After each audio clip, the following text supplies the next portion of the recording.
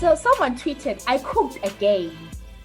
Ribs, creamed broccoli, coleslaw, rice. Unfortunately, I forgot to make soup. And oomph. Hey, oomph. I don't know what oomph is. We'll find out. Doesn't like baked beans, but I'm not about to go back to the stove. Uzalumela, I'm sorry. I also kind of burnt the ribs.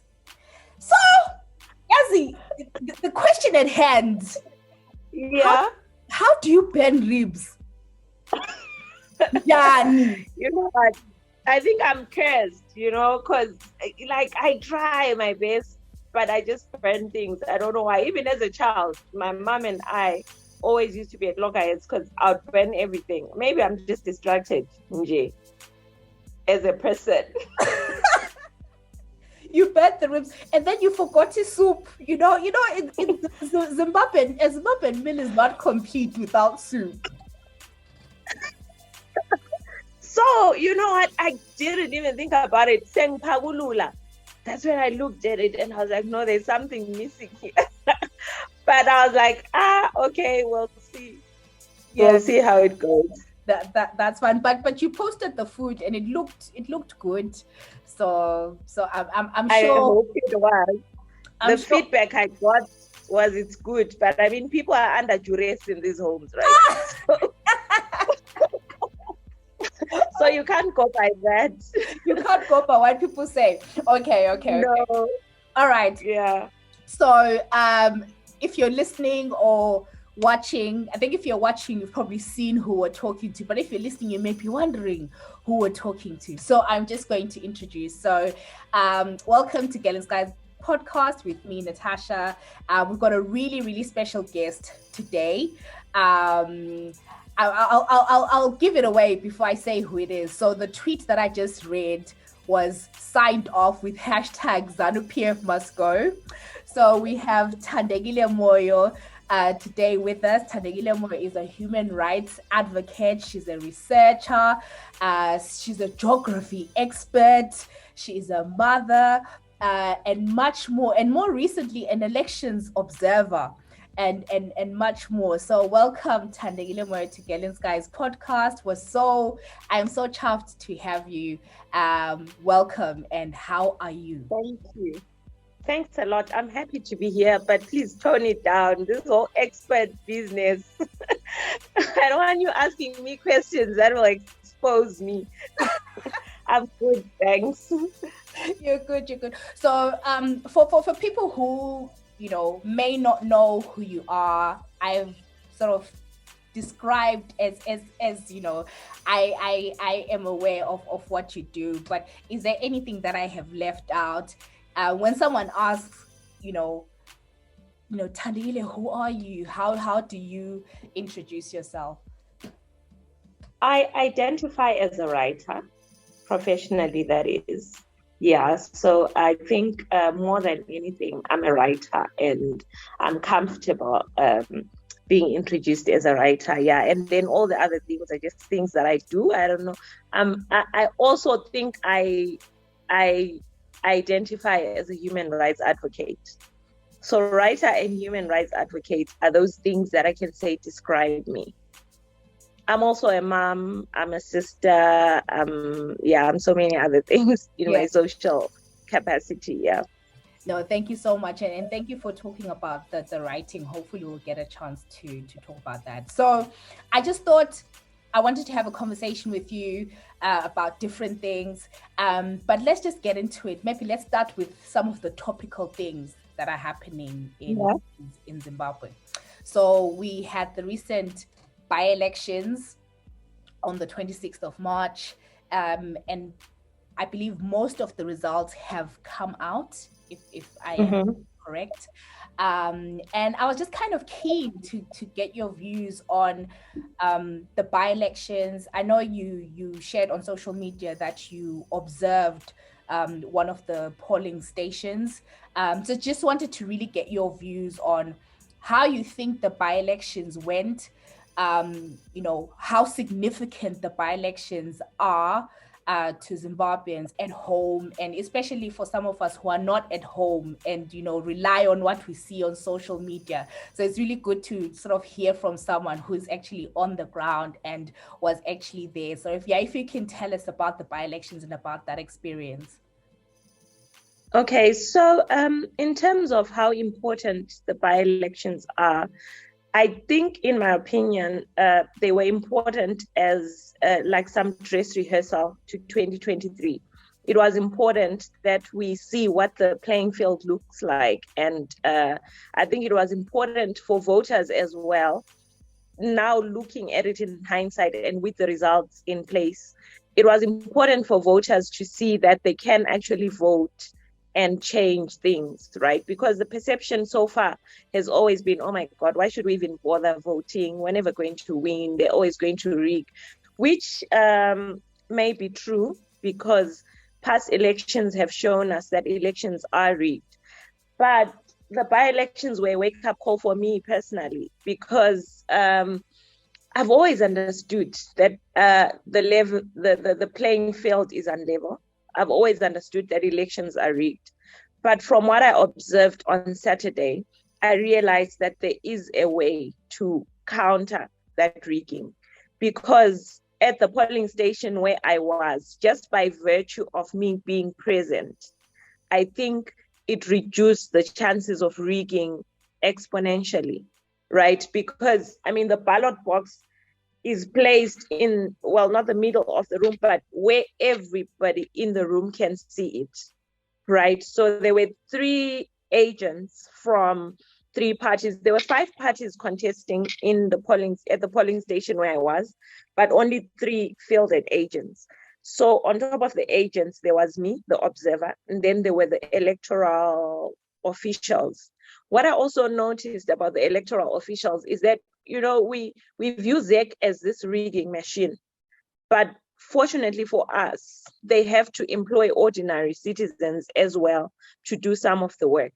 So the electoral officials were like our moms, civil servants, just people from the community. I gathered from the conversation that a lot of them were having that they were actually from that community, because they at some point were asked by the presiding officer if they wanted to go and vote at their own polling stations.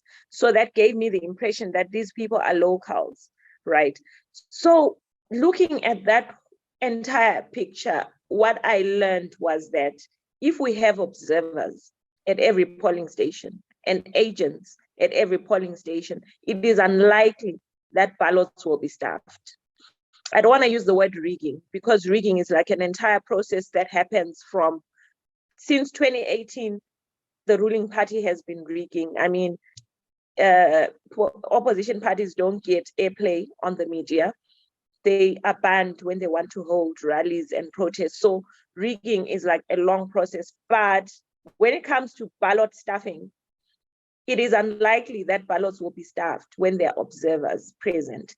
Another thing that I noticed is that there were observers from so many different organizations, but a lot of them didn't stay at the polling station the whole time.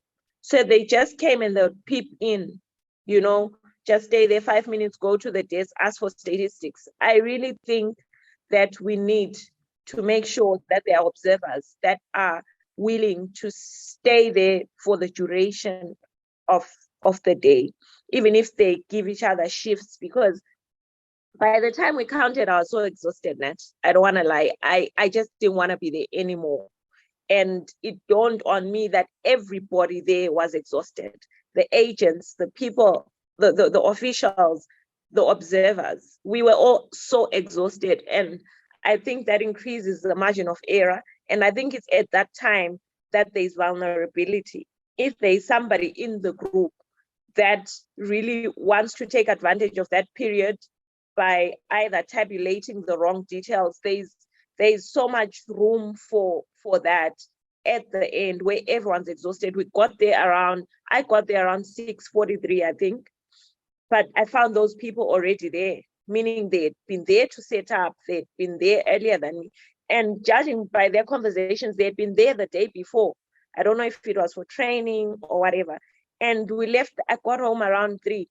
But I left those people still there because after counting, they had to go to the command center with the results and then count for the whole constituency because that was just one ward. So there's need for observers that can have shifts. There's need for observers that will be there the entire time. Because if as an observer, you're just there for an hour, you don't know what's going to happen when you're not there. And the agents themselves, in my opinion, don't have as much room as observers because observers are accredited by ZEC. So you can ask questions, you can go and see what is happening, you can query when you see something wrong. I don't know if agents also have that power. So I really think for next year, it is important that citizens volunteer to be observers. It doesn't matter what party you're from, right? Because at the end of the day, observing that elections are run smoothly benefits everybody. It will benefit ZANU-PF when people start saying the election was rigged. It will benefit CCC when people dispute that it was rigged, because if you have an observer there and they see what's going on, they'll be able to tell you. So there is really need to invest as citizens who also want our vote to count, and as political parties that want to win. We have to work together and make sure that we watch that ballot box like hawks 24/7. Yeah. No, thank you. So I'm really interested in the practical process. So I've never observed or been an agent. So I think it's really interesting because we always hear about rigging, stuffing, and all that sort of stuff. So I just want to know, so when, when the polls closed, right? So who actually physically does the counting? Is it the observe yeah, what does that look like? Okay, so what happens is that these ballots are in a plastic tub, which I didn't like. I think I tweeted about it. I mean, I was just imagining some crazy person coming with a knife and slashing that thing, and ballots are all over the place, right? I mean, basically, or if there's a fire. So these ballots are in a plastic tub that is sealed. So what happens in the morning is that the agents and the electoral officials seal the ballot together. They check that there's nothing inside, they seal it, and it's locked with padlocks, and then they strap some envelopes on it that are then signed, so that if the envelope is removed, you can tell, because you'll tear off the signature as you do that.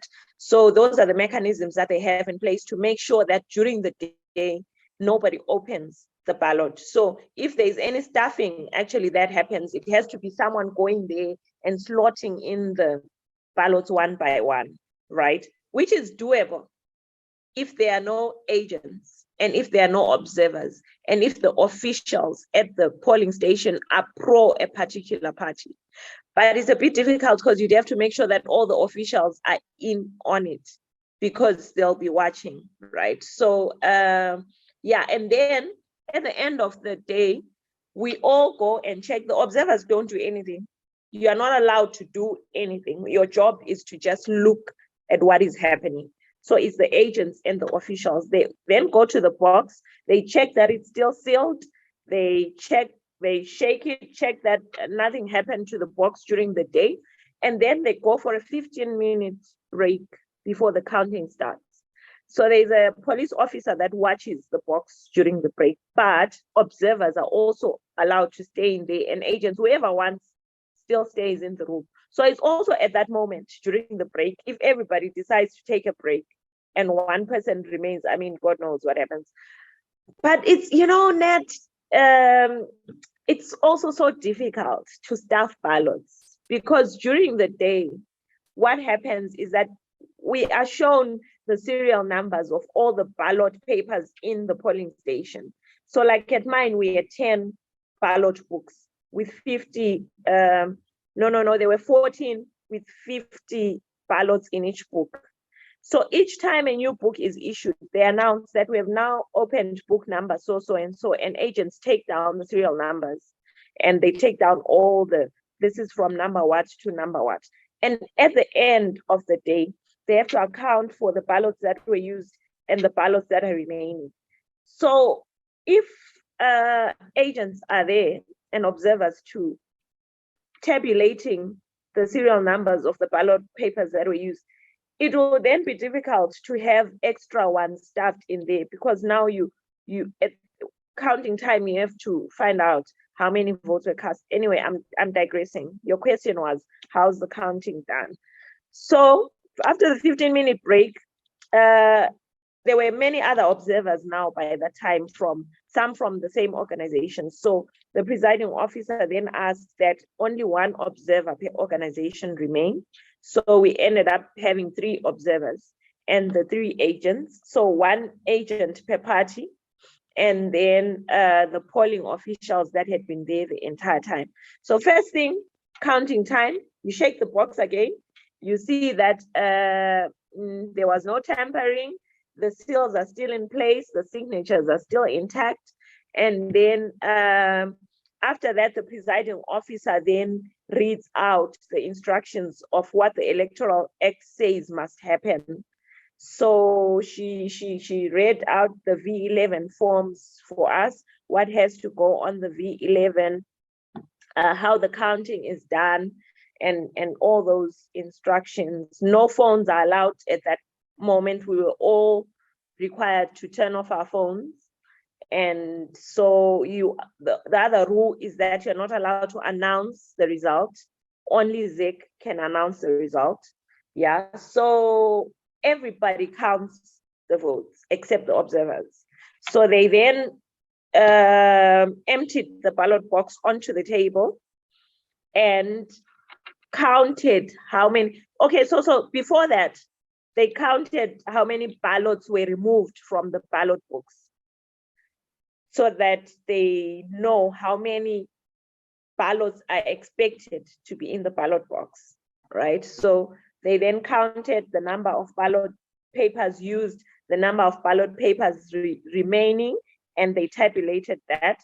And then they emptied the ballot box onto the table and physically counted how many ballots were there, and that tallied with the number that we had got from the ballot papers used. And then after that, they have to open each ballot and check for spoiled ballots. So they opened each ballot paper and checked. So everybody looks at each ballot paper, which is why I was talking about exhaustion. Because the process, we started at 7:30 and finished at 1:23. That's just the counting of the ballots. Yeah. So then they check physically each paper. After checking that there are no spoiled votes, they then sort the ballot papers candidate by candidate according to who each one voted for. So at our polling station, there was just votes for ZANU-PF, MDC, T or A, I'm not sure what they're called, and CCC. So after that checking is done, they then allocate each ballot to each party. And then they count and tabulate as well. And everybody has to agree that the ballot is valid, that the X is on ZANU-PF or the X is on CCC. So they have to agree. They then count which party got what. I think the process seemed quite transparent to me. Okay. No, thank you so much. I think it's really helpful for people to understand. And like what you say, that actually people can be observers. Am I correct in saying you just have to be over 18 to be an observer? No, you have to apply to ZEC for accreditation. So you may be over 18, but ZEC, for whatever reason, I think reserves the right to decide who they can accredit. I volunteered under an organization that was looking for volunteers, the Girls Table. So yeah, that's how I was accredited under the Girls Table. Okay, that I think that's really, really helpful. No, thank you so much for that, because I think we talk a lot about what happens, during voting, but very few of us, myself included, don't really know, the actual process of what happens. So thank you for that. Okay, no, so thanks for that. I just wanted to get your view on some of the commentary that's been going on social media following the by-elections, particularly around Matebeleland, and particularly around ZANU-PF receiving some votes in certain areas in Matebeleland. So I've seen people,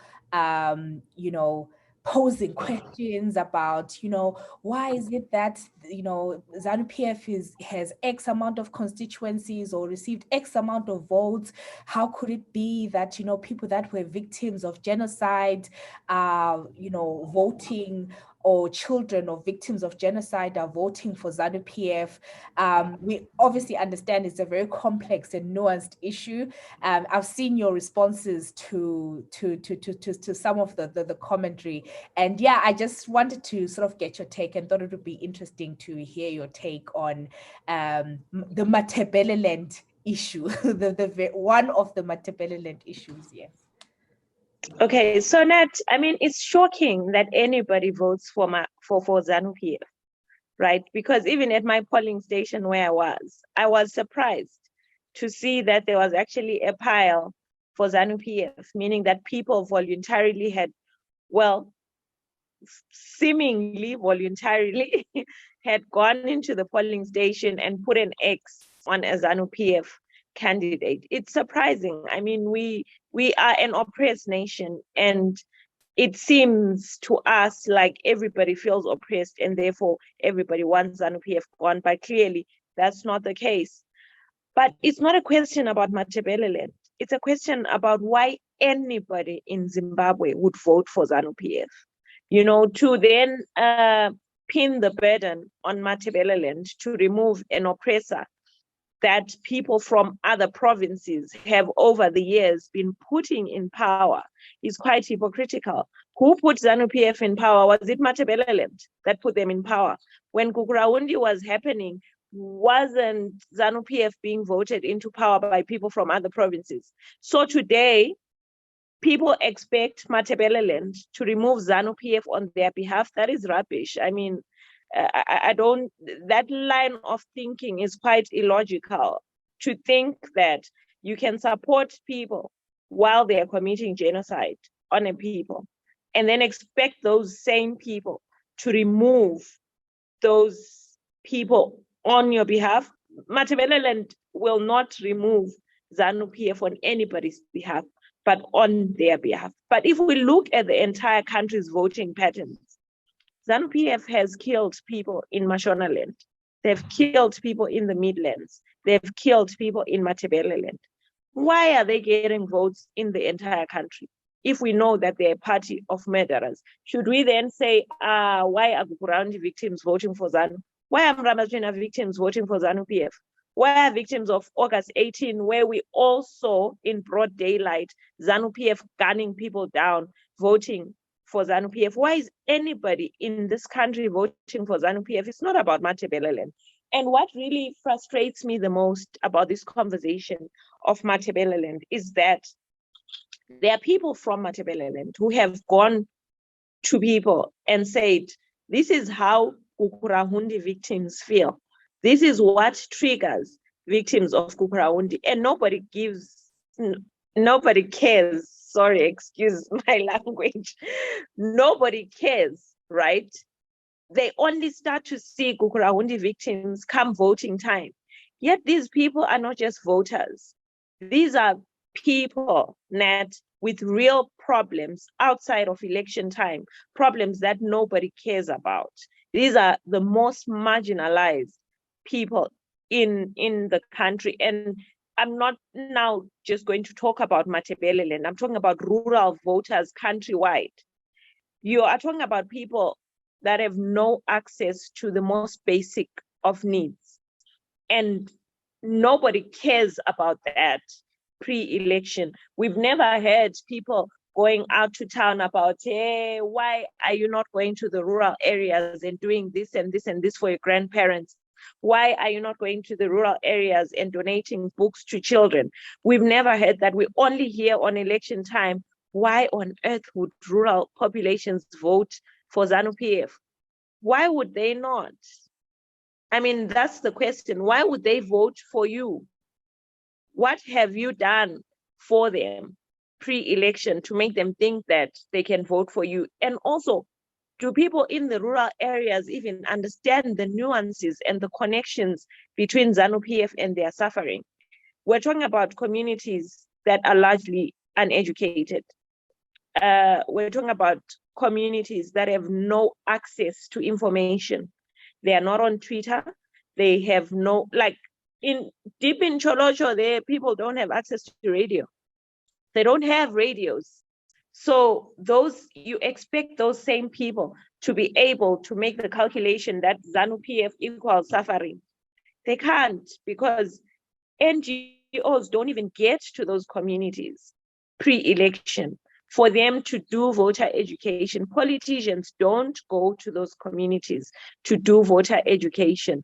They do not care pre-election about the fact that these areas are largely uneducated, right? So it's not even, to me, it's not a question of voting for ZANU-PF.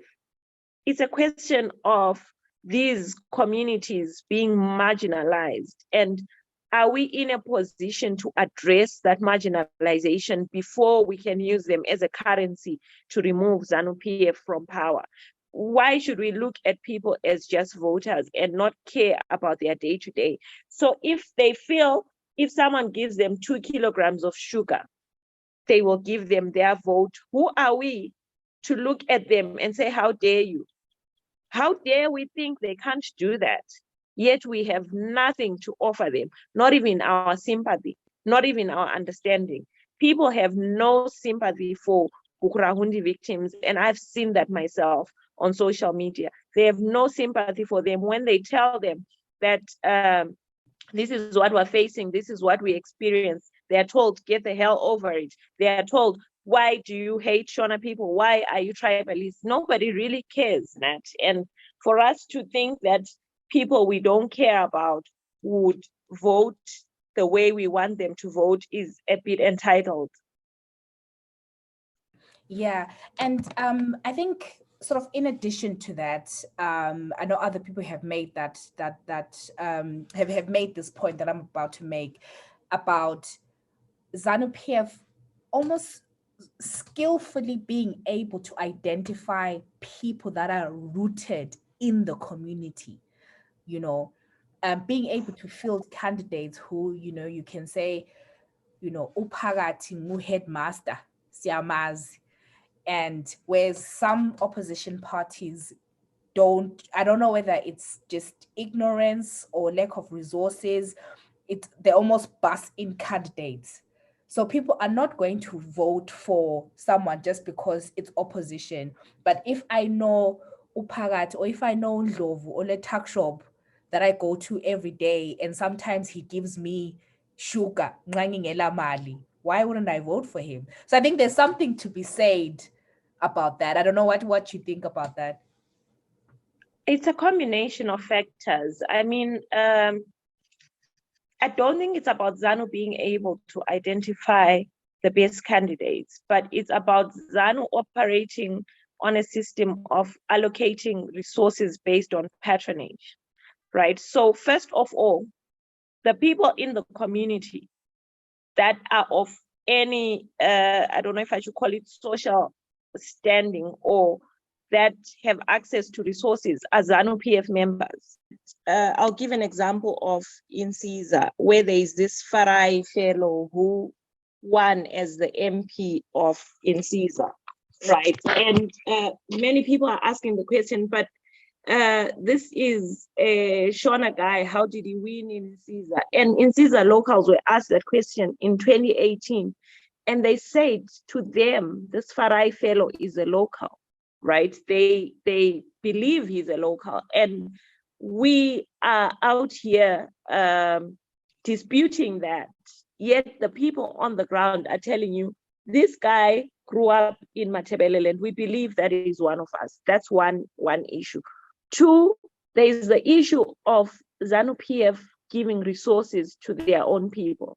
So this Farai guy is a mine owner, a mine that he probably got by virtue of being a ZANU-PF member, and is using proceeds from that mine to buy votes, right? So it's not an issue of ZANU-PF being able to choose the best candidates, but it's ZANU-PF candidates having access to resources, and therefore they can buy votes. I don't know if that makes sense to you.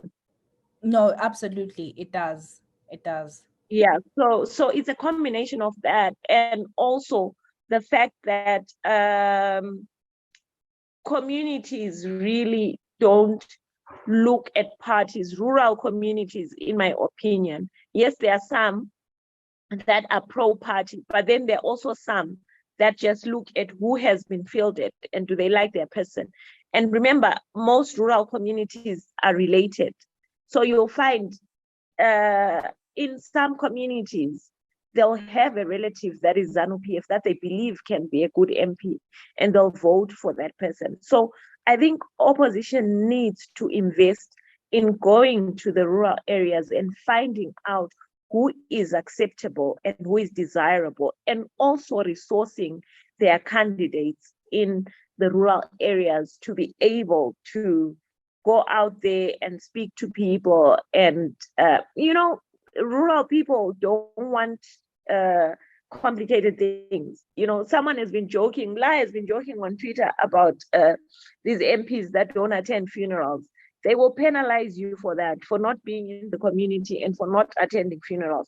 So it's the small things, but we also must understand that ZANU-PF also creates barriers to access. So opposition, I don't want to put too much blame on them because I understand the barriers that they face, but I also believe that there's a lot more that they could do in their selection of candidates and in their resourcing of their candidates, and also training their candidates so that they become better MPs, so that they access people against the odds.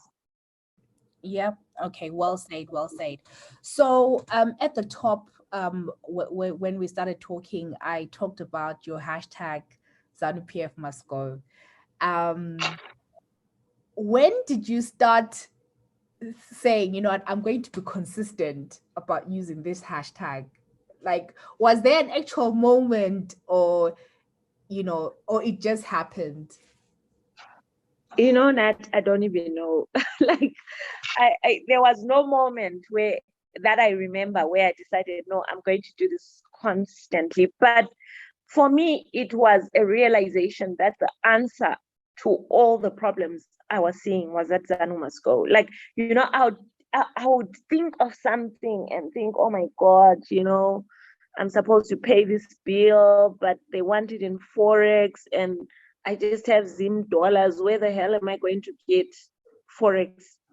And at the end of that, I would think, no, it's ZANU Meliham, because I attribute most of our suffering as a country to ZANU-PF misgoverning this country. And I believe sincerely that if ZANU-PF is removed from government and another party comes into power, there is a high probability that things can change in this country. So it was just me realizing that the answer to everything was that ZANU-PF must go. So I'm not the first person that used the hashtag, because I remember back when I first started using the hashtag, I realized it had been used before. So I always laugh when people say I founded the hashtag. I did not found that hashtag. I may have started the movement to use it consistently, but the hashtag has been around for a while, But I felt that it's an answer that I need to remind people of all the time, that no, ZANU-PF must go. And it was also in response to a lot of people saying, no, ED must go or Mthuli must resign. I do not think our problems will be solved by individuals being removed from power. I think ZANU-PF is a system. It's a system that is so deeply entrenched in the governance of this country that it has to be removed as a whole for any change to occur. Okay. And so how do we safeguard against, so if ZANU-PF goes, right, Yes. have a new party, how do we safeguard against the same sort of things happening, the same misgovernance, the same, staying in positions long term? Um, Basically, how do we stop the Zanufication? Because Zimbabwe has been Zanufied. Because if you go to even just regular places of work, people have been senior managers for 20 years. No one is going, Mm-hmm. you know. Yeah. So how do we guard against that? Because I think sometimes people are a bit wary that, if ZANU-PF goes, it doesn't mean that everything is automatically fixed, that we're now in the promised land. So how do we safeguard against that? Yeah. And they're right in thinking that, Nat, which is why my view has always been that what this country needs is a revolution. And when I say that, people think I mean people must just go to the streets and remove ZANU. No, a revolution is a decades-long process in some instances. So what a revolution entails, a revolution can be young people, everyone getting up, going to vote and removing ZANU-PF through the ballot. But realizing that after ZANU-PF is removed, we have to make our institutions independent, right? We don't stop just by removing ZANU-PF officials from government. We need to strengthen our institutions, because what ZANU-PF has done is they have captured the institutions. They've captured the judiciary, they've captured the police, they've captured the army, they've captured all those institutions. So even if CCC comes into power, we as Zimbabweans need to demand that these institutions are restructured and that they become independent again. Because if we allow a new party to come into power and they just walk straight into ZANU-PF boots, we'll have exactly what happened in 1980, where what has changed is the oppressor, but the systems have not changed. So I believe what needs to happen in Zimbabwe is a complete revolution, where yes, the powers that be changed, but what we need to change the most is the independence of our institutions. And once institutions are independent, then it will be so easy for us to remove any party that comes into power after ZANU-PF and fails to deliver. Mm-hmm. Okay. Well understood. Okay. Before, so one question. We're talking about ZANU-PF must go. Is there any policy or any one initiative that you think this current government has done well?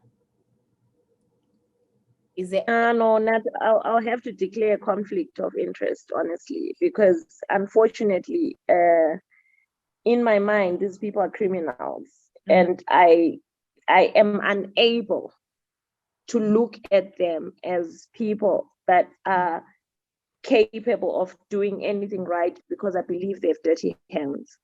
Okay. So I'm unable to see them in that light, unfortunately. So I'll declare a conflict. Yeah. No, and that is fair. That is fair. Okay. CCC. So do you believe that CCC is a truly different animal to MDC?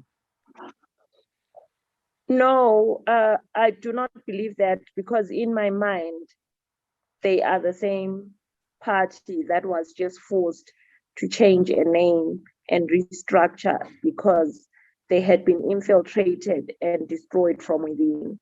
So I do not believe sincerely we can look at them as a new animal. What we can hope for is that they'll do things differently from the MDC.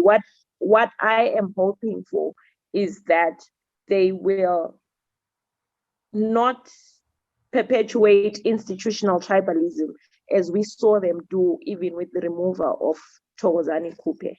So we can only hope that they have better policies than the MDC, that they have decided they want to change the way that they do things. But I mean, it's the same people. Mm-hmm. Okay, no, that's fair. So has state intimidation impacted your work, and if so, how?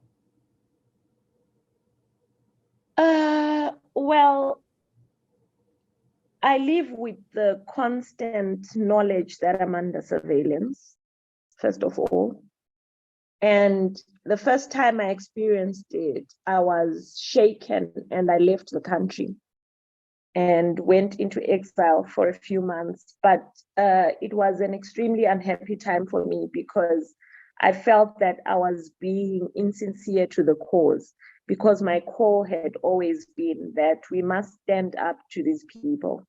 We must confront them and we must resist them. So I did not feel I could, with integrity, do that from outside the country. Hence, I came back.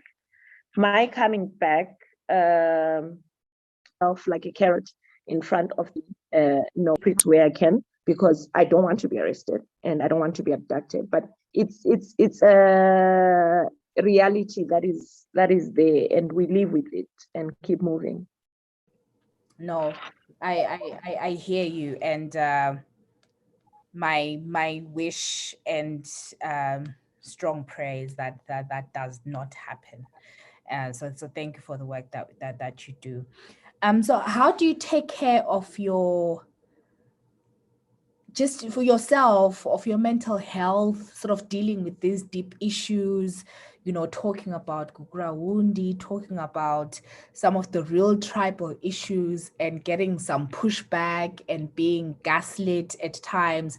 How do you take care of your mental health?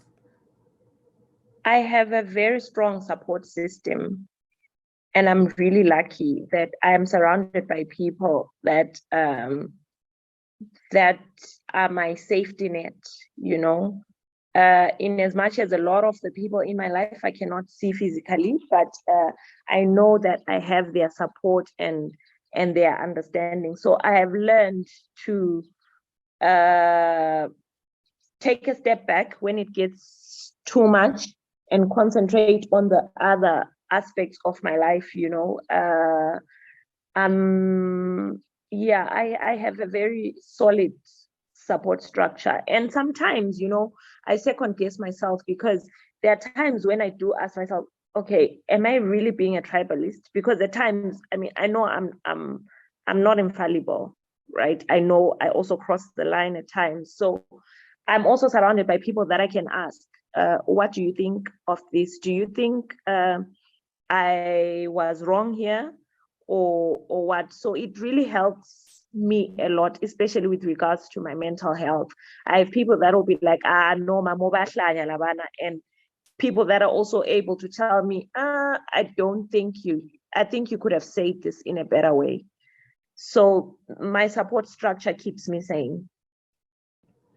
No, that's good to know. So just talking about sort of taking a step back, because we've talked a lot about the politics, a lot about the hot topics, but I want to just talk about Thandekile, the person, right?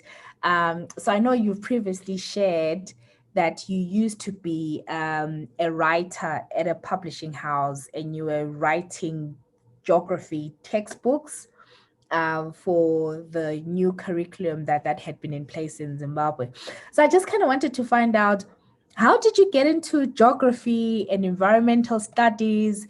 Is that still an area that you're passionate about? Yeah. So, well, it was by default. I got an A in A-level geography. So basically, the only course I was most qualified for was geography. So that's how I got to study geography at MSU. But you know what? I don't think I've ever considered geography as a favorite subject growing up. But I guess I had a really good grasp of it, especially human geography, because I love anything to do with people, populations, how societies are designed, right? So I think without knowing it, I've always loved geography. And what I'm doing now is basically political geography. So I think all the concepts that I learned in A-level geography at uni are the concepts that I'm using now to analyze issues, migration patterns, population struggles, all those things. If you look at what I'm doing, you will find that it's basically population studies. And so how I got to work at the publishing house, I used to be so active on Facebook. So I would write these long think pieces about nothing. And this lady that worked at the publishing house would always say, I think you're a good writer, Have you ever considered writing? We're starting this project where we're writing books for a new curriculum. I knew her from, she was in my life somehow, yeah.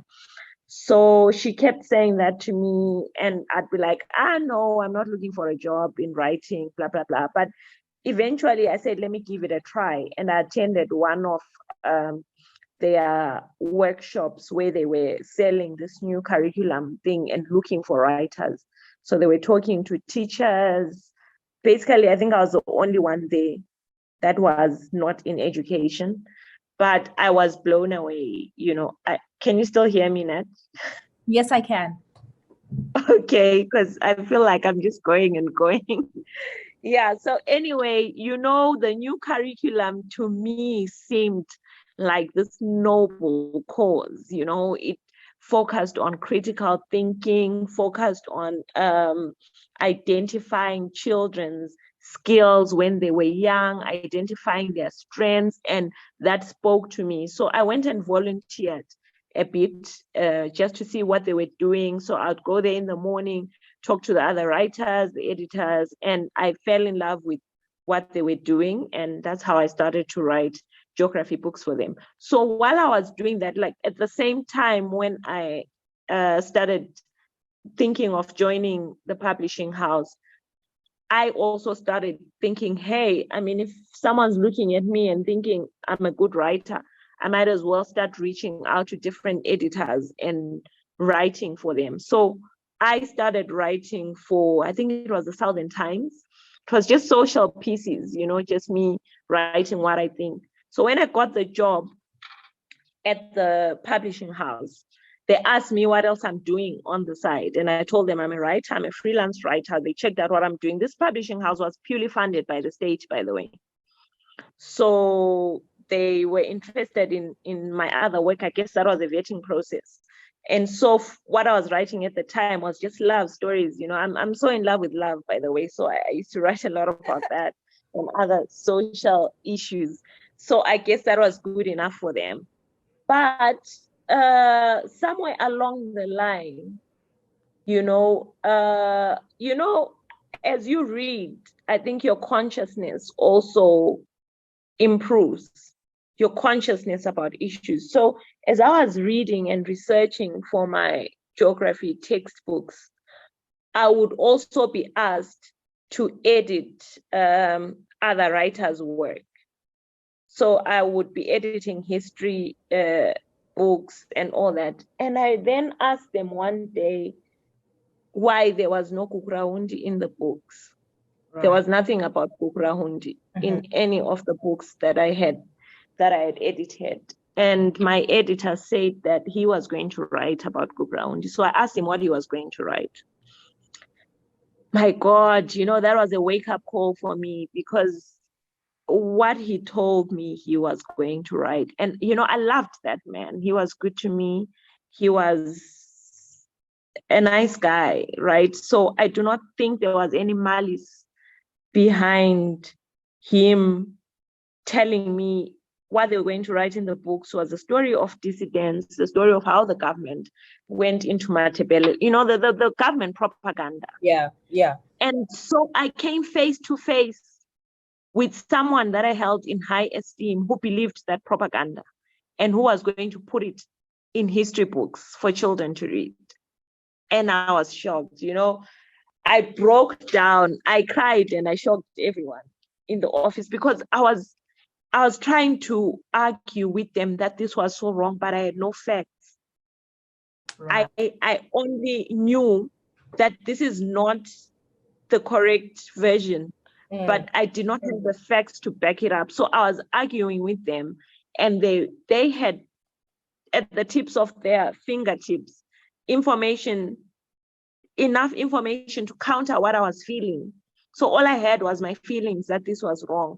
And that set me on a journey to read about Gukuraundi. Because when I then started sobbing in the office, I shocked them all again. And they said, if you feel so strongly about it, you write about Gukuraundi. And so I was like, no, that's fine. So I started reading. I think they were saying that to gaslight me. I'm sorry to say. I don't think they really intended to let me write about it, but as a way of, because they'd realized I knew nothing, I guess, from my empty arguments. But that forced me to go and read about Gukuraundi. I didn't know much about the subject at the time.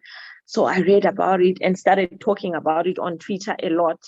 And then a friend of mine said, hey, you're always talking about Gukuraundi. Have you ever considered writing about it? She worked at the Mail and Guardian. And she's like, I really think you should send a pitch to my editor and hear what he thinks. I was like, what would I write about? And she's like, no, just write about anything. You're always talking about it. So, I mean, clearly you've got a lot to say about the subject. And I did. I wrote my first piece. I sent it to that editor and he loved it. And that's how my journey started on writing about Gukuraundi, researching about it, talking about it. I felt I had the responsibility, self-appointed responsibility to counter the narratives, but I had to know what exactly transpired before I could be in a position to write about it myself and talk about it. So yeah, that's how I started writing, and the publishing house didn't like it. They did not like it at all. But because my contract allowed me to write freelance, because that's what we had agreed, they couldn't really do anything about it. So as I started writing about Gukuraundi, my political consciousness also grew.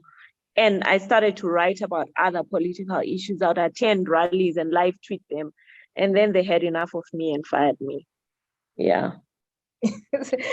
So when one chapter closed, that was the opening of another chapter. They freed me, Nat, because even when I was writing about these issues and attending these rallies, I would have to run away from work. I'd have to lie that I'm going to such and such a place. And I was always, constantly under surveillance. So this surveillance business started while I was still working there, right? Because I could tell that everyone around me was on their guard when they were talking to me. People couldn't look me in the eye. So it was like such a hostile, sadly, like passive aggressive type of thing, where I could feel that, I'm not wanted here, but nobody could do anything about it. So when they fired me, they freed me, and my path really started. And yeah, I'm really grateful that they fired me, because I don't think I would be where I am today as a writer and as a researcher.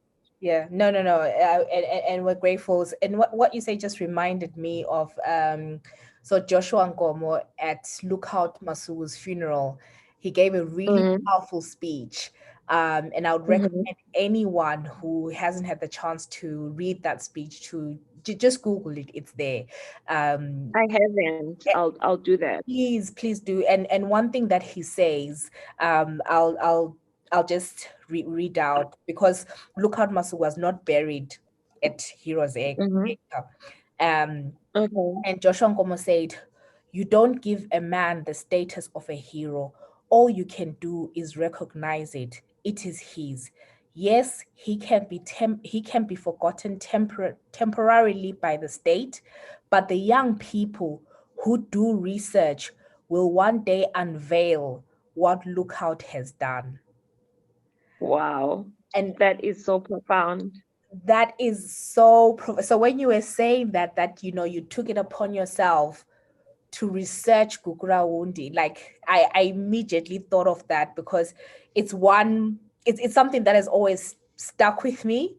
And at times when I've tried to research certain things, tried to research our Zapu heroes and just Zapu history. There was a time where I was really interested in that, and I think it helped me really understand where we are in Zimbabwe, because literally everything that happened to Zapu cadres is the same playbook is being used.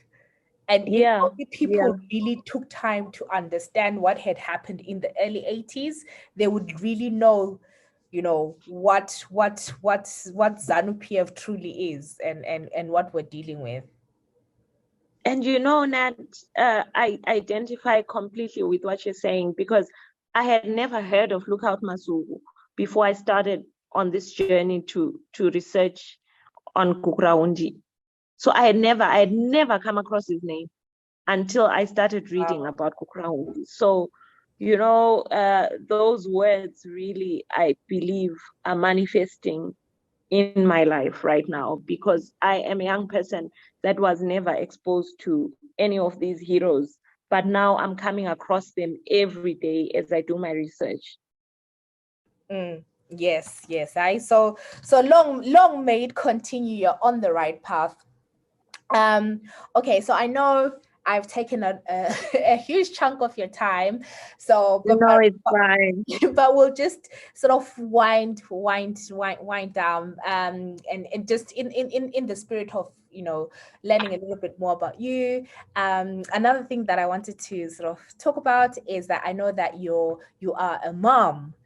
And I know that you mentioned that you're a mom, but yeah, I just kind of wanted to find out, how do you juggle being a mother and with the work that you're doing? And I also know that you have previously talked about some of the challenges that your son has with his ability. So if you're comfortable, please do share that with us, because I'm sure there are many other women who are juggling different things and wearing many hats, and I think sharing is so powerful sometimes. So Nat, it all boils down to my support structure, as I said earlier. I have people in my life that will move mountains for me, and especially like when it comes to my son. My son has been living with disability since he was 11 months old. He's turning 18 this year. And, from the time when he started having health issues, I have never had to pay it alone, right? From his grandparents to my siblings, my friends, everybody just rallied with me to look after him. And he has never been a burden to me, because I've had so much help. My dad put him on his medical aid the day that he was born, before his challenges even started. So he then never became a financial, his illness never became a financial issue for me, because he was on medical aid. So from birth, I got him the best pediatricians, even when he started having challenges, because he had what is it called? He had seizures when he was 11 months old. And that's how he was then later diagnosed with cerebral palsy. So they say seizures happen in the brain and they cause brain damage. But he also had a lot of other challenges before. He had severe jaundice at birth. They say it also causes severe brain damage. But I have the privilege to know all those things because he was on medical aid. I was young when I had a child. I think I was 20. So I wasn't employed. I was just surviving on the benevolence of my parents, basically. So he got the best health care. He was diagnosed pretty early. So that has never really been a serious challenge for me. I've always had help in terms of be it nurse aides or maids. I hope I'm being politically correct. You guys now have these terms. It's fine. So forgive me if I'm being politically incorrect. Yeah, so I've really always had support, and I really pray that women have the same support that I've had, because I would not be where I am without the support of the people around me. Even the relationship I'm in now, I'm in a relationship with someone that knows I have a son living with disabilities. I have a 9-year-old daughter, and that for me is my number one priority. So I like to always make it clear to anybody that is in my life that this is me, right? And I have been lucky to have people in my life that get that, and that also adopt my challenges as theirs. So it's a support system that has worked for me. Even my children, I mean, I'm able to leave my children with, be it my sister or my parents, when I have to travel, or when I feel I need a break, right? I think I'm the most spoiled person around, unfortunately. So, and yeah, that's what helps me to survive.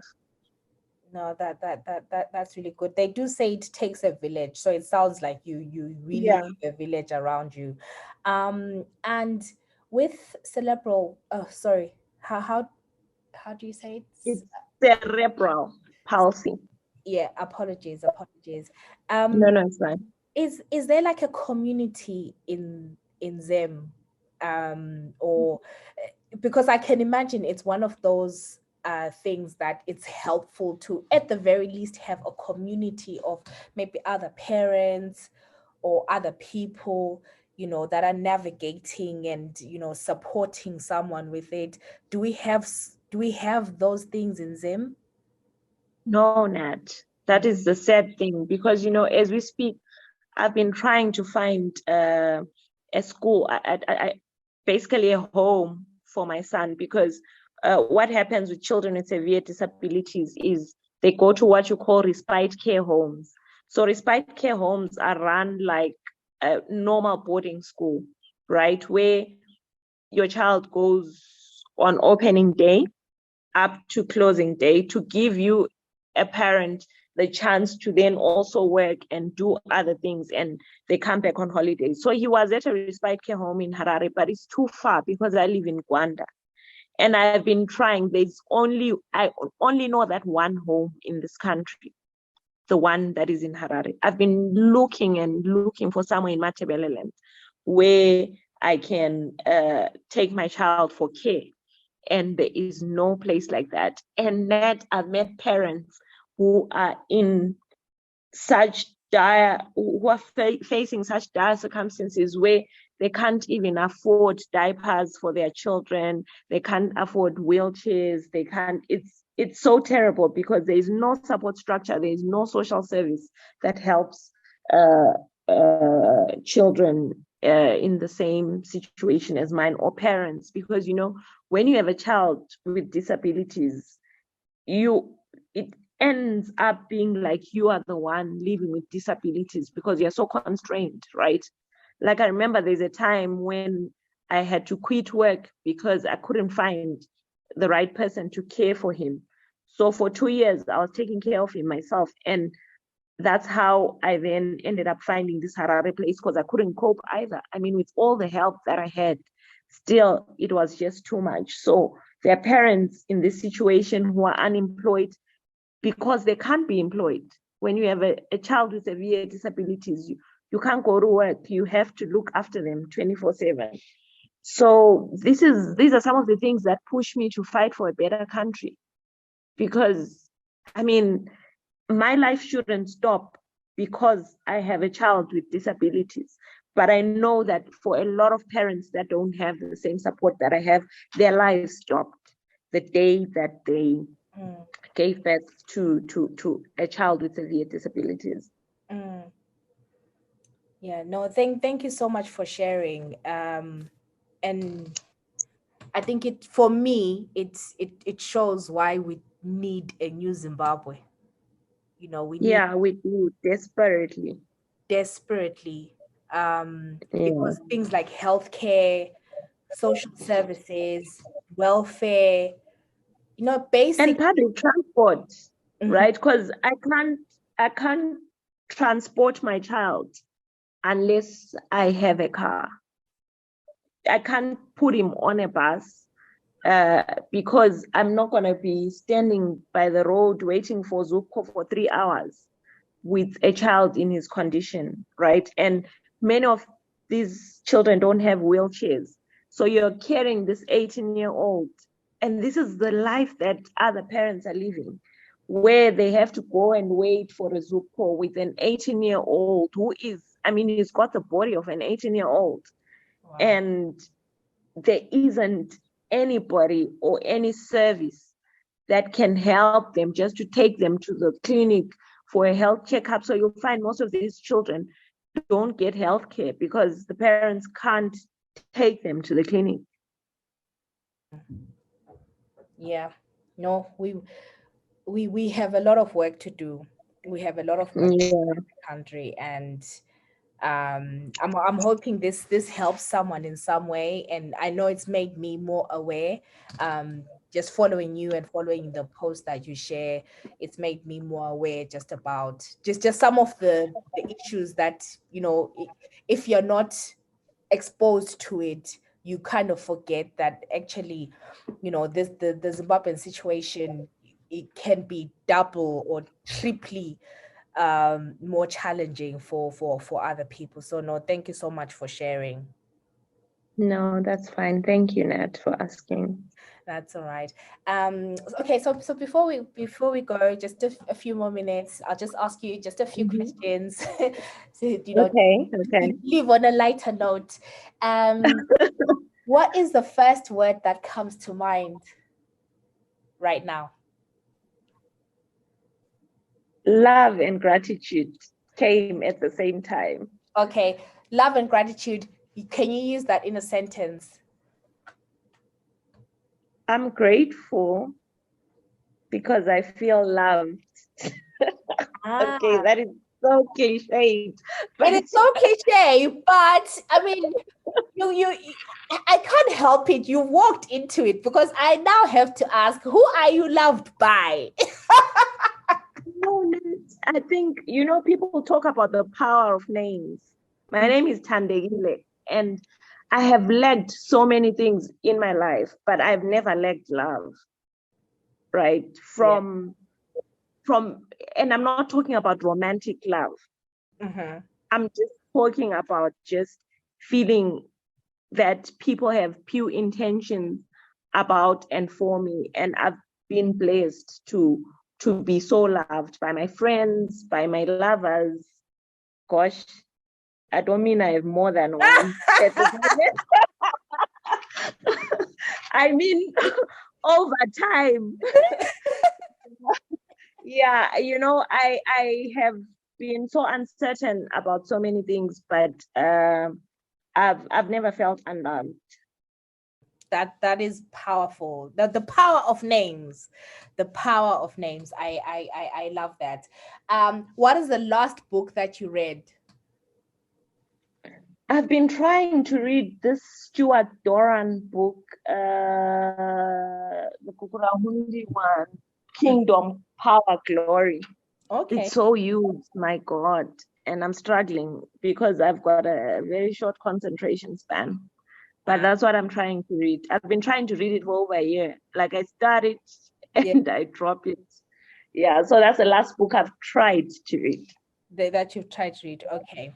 The last one I read was A Family Affair by Sue.